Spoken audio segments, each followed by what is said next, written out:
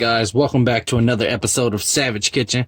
Today I'm going to be doing something that's a little bit easy. It's actually really easy, but it comes out really good. So what I'm going to do is I've got a rotisserie chicken. Usually I'd make all my chicken fresh, but I had a lazy night the other night and I bought 2 of these just for dinner, just for something quick because I had a long day at work. But oh shit, knocking shit over. Alright, so I'm going to chop this open before I cut my fucking finger over. Alright, so as you can see, it's already seasoned, but what I'm gonna do is I'm gonna chop this all up into little pieces and I'll be right back. So as you can see, I've got my chicken chopped up in this bowl, and then I'm chopping this one up right now. I typically just chop them into little pieces. Doesn't really matter how big. I'm keeping all the skin as well.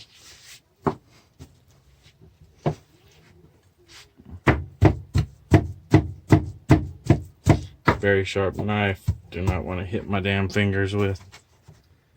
Might turn around and lose one of them fucking with this knife. Alright, so you want to chop it all up like so. And then you're going to be adding some extra seasoning to this because, as you guys know, with white meat, kind of doesn't have that much flavor. It's that dry ass shit. That's why I typically use dark meat. I would prefer to do this with maybe some chicken thighs, boneless thighs. That way they absorb all that flavor. But so you're going to put it into a bowl like this for now, just to store it while I get everything else prepared. I'm going to be basically re-seasoning these, and then I'm going to use a little bit of enchilada sauce as well, just to kind of give it some flavor. But I'll be right back when I get everything out. Alright, so I've got all my chicken in a little pot. I'm going to get about almost a half a stick of butter. I'm going to top that in there real quick. And then I'm going to pop my top on real quick, let that melt. I'll be right back to show you guys how I'm going to season it once the butter's melted. Alright, I figure while the butter's melting, I'm going to go ahead and just get this going right now. Alright, so we got 3 tablespoons of adobo seasoning, which is this. 1, 2, 3. 3 of adobo seasoning, and then you're going to get 1 tablespoon of chili powder. I'm using hot Mexican chili powder. For my personal, oh shit, a little too much. I'm gonna dump some of this back in since that didn't go so well. All right, we're gonna do that. Improvise, god damn it. Mistakes happen in the kitchen. All right, so you're gonna need 1 tablespoon of onion powder. I don't have any onion powder on me, so I'm gonna skip that step, of course. And then I want 2 teaspoons now of ground cumin. So I got my teaspoon ground cumin.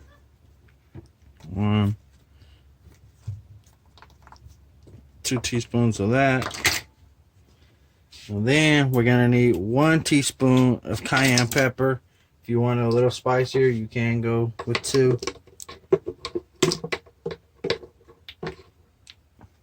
1, 2. I want it a little spicier, like I said.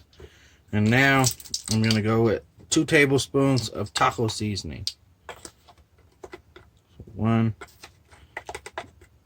2. And then you're going to get some shredded cheese and put it in this, but you're going to wait till you add the enchilada sauce. That's going to be another ingredient. I'm going to go ahead and mix these in real quick. Yes, I have my whisk. It's just buried under clean dishes. I'm going to do it this way. Alright. So now that my chicken's ready, see that butter all melted in there. I'll toss that in real quick. And I'm going to get my forks. And start to blend all this in.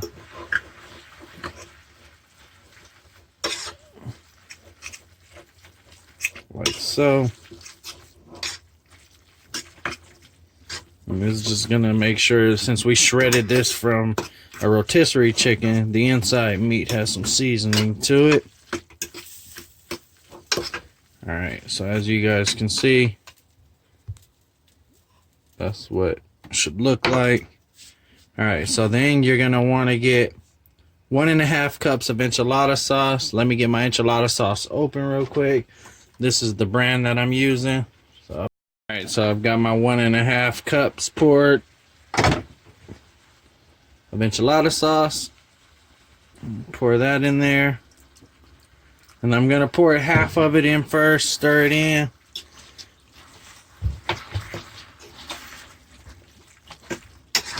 that all blended in there. Ooh, smells delicious, I swear. My fat ass over here getting hungry. Alright, so then now I'm gonna pour a little bit more. And for the amount of chicken that I have, I don't think I'm gonna use the whole thing of it, but you totally could. I just don't want it too runny when I put it in my chimichanga.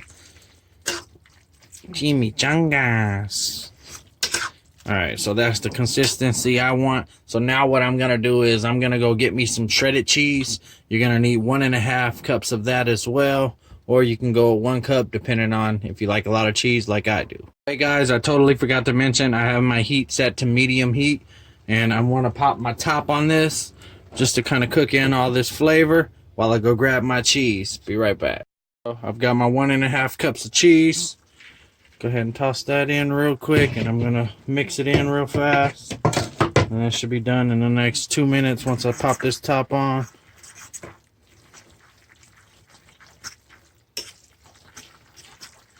And like I said, you guys can add more cheese if you guys like. It's totally up to you. I think I may add just a little bit more. Pop a little more in there real quick, because I like my enchiladas. My chimichangas nice and cheesy. Alright. Alright, so we're going to let this sit for about a minute or two on low. And once you let it sit for a minute or two, it'll be done. So I'll be right back. Alright guys, so our meat is done. That's what it looks like. So I'm going to chop my pepper jack cheese that I've got right here into slices about that thick. And this knife goes through like butter, literally.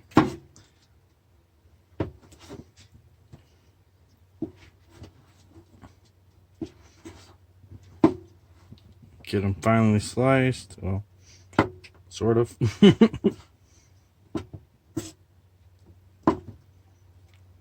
You don't want them too thick, because if they're too thick, they won't melt in the deep frying process, which that's what you really want. Alright, so I've got my cheese sliced like so. Alright, now that we've got our cheese nice and sliced, I've got my hot oil going right there. These are totally optional. That's if you like a little bit of spice, a chipotle pepper. I'm going to chop those up and toss them in a few of them. But I'm going to get my tortillas ready, and we're going to start rolling up some chimichangas. So what we're going to do is you're going to get a nice scoop of meat, like so. Spread it all the way. A little bit more right here. Boom. Get your pepper jack cheese. And you're going to put slice and a slice right there.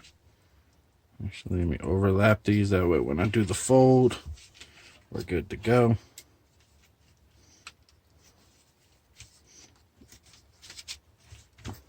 These are going to be small chimichangas, and you want to pull this all the way, that way you get a nice tight roll, because it will try to unravel. I've got smaller tortillas, otherwise they would be bigger in my personal preference. I can still make them a little fatter though, so that first one was starter. Boom. Make them however big you want. Like I said, I just recommend you get bigger tortillas other than the ones I got. So I'm not really a big fan of them. They're good if you're doing little tacos, but not for this process. Alright. I'll fold these up, like I said. I'll try to get a nice tight roll. That way they don't come undone while you're cooking. Oh, that one burst open. It'll be fine though. Alright, so I'm going to get a few of these rolled up, and then we'll get to the deep frying process. So, got my hot oil. I might even be able to get away with taking this flash off real quick. There we go.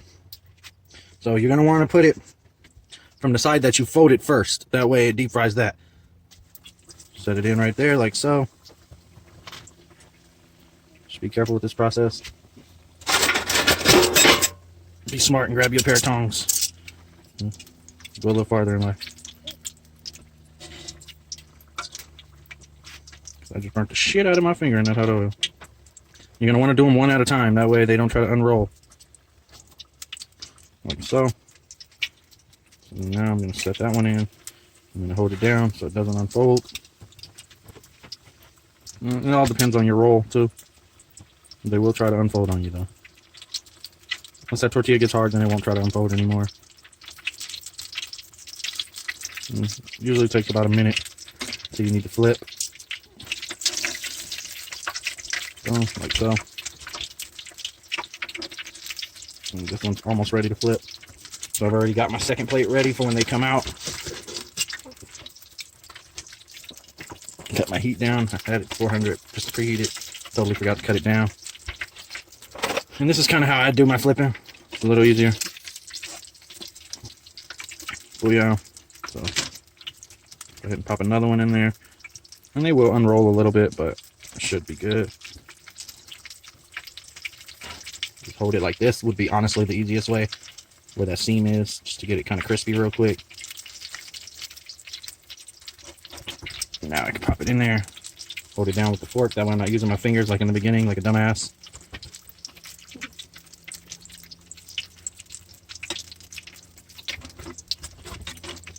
Alright guys, that's what you should be seeing right now. That's the process of what it looks like.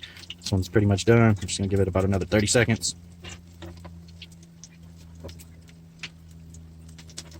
Alright, so that one's done. Pop that on our plate. And you could put a napkin right there just to get your draining grease. I'm using paper plate, so it's kind of going to get absorbed by that anyway. So that one's not ready to flip yet. So I'll go ahead and toss another one in really quick. Ooh, that wasn't a good idea. Tossed it in the wrong way. But luckily, I can fix it. Just holding it like so. If you fuck up, you fuck up. That one's done.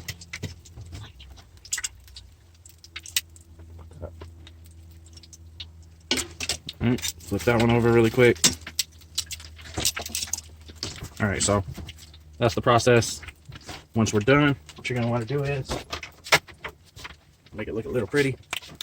As if you want to make it look a little pretty, you can eat them just like this.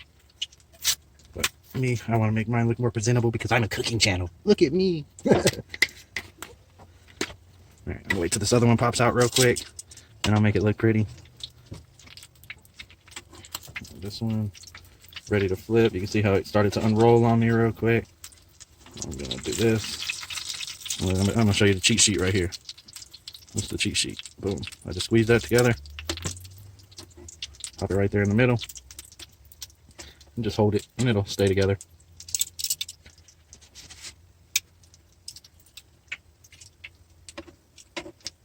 You want to make sure you cook it evenly, that way that cheese fully gets a chance to melt. And these don't take long at all. These are really easy. But if you're using your own like cooked chicken, like I said, I used a rotisserie chicken because that's what I had just sitting around ready to be eaten, and I didn't want to waste my money on that. So I'm going to go ahead and flip that one more time. So you can see now I got that one bend just sitting there nice and perfect. I'm going to do another batch as well. I'm going to add some chipotle peppers in there to give it a little extra spice. Alright, let's go ahead and take this one off.